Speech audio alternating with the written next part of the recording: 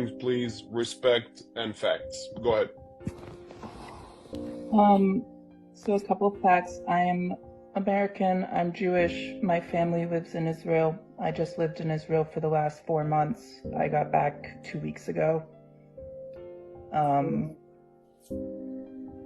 You dodged the bullet there.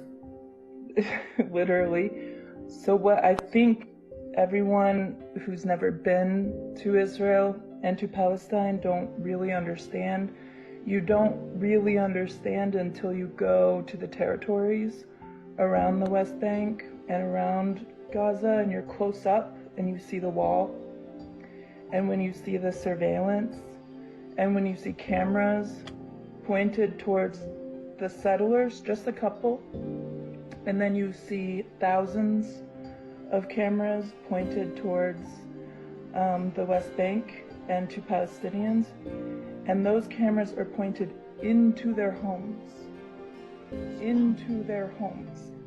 Like not just the streets, not the public areas, straight into their homes, into their backyards, on their rooftops. I mean, until you see it, and you see that there are, on the checkpoints, there are autonomous weapons loaded and ready to shoot someone based on video footage, and that those autonomous weapons are pointed on one side. Like, I don't think people understand what occupation means. And I don't understand because I haven't lived it. I have only looked at it from a distance.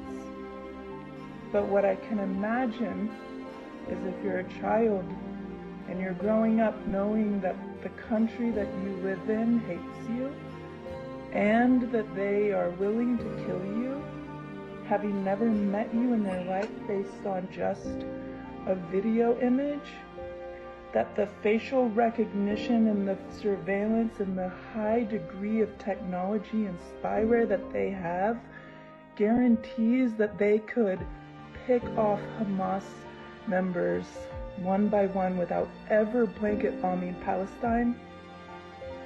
There's no way that this level of intelligence that Israel has doesn't dictate that what they're doing is massacre and it's genocide, and that the occupation is inhumane, and that it's not based in religion, it's not based in who was there first, and it's not based in a tit for tat. It's white supremacy, and it's dictatorship, and it's power and control and humiliation of a people who have nothing to do with the hostages taken and the people who were brutally murdered. Because yes, that is horrible. Those are my friends. Like, those are people I know. Like, I still have a family member who's missing, and we're giving DNA trying to figure out where they are. We don't know if they're dead or alive. But then also I have Palestinian friends who don't have water, who have for years and years now lost loved ones and children, and have given birth at checkpoints, and who have been humiliated and dehumanized under an occupation and an apartheid, that if you are a child who grows up in that, why would you not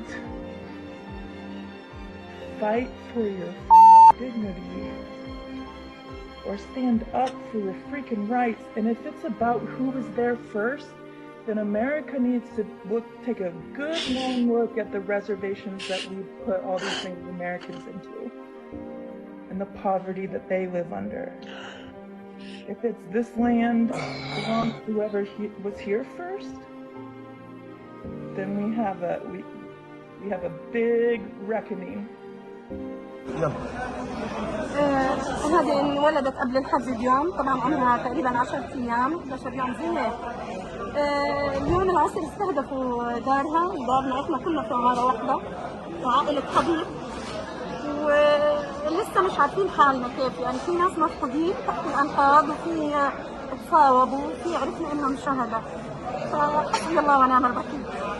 حسبي الله ونعم الوكيل.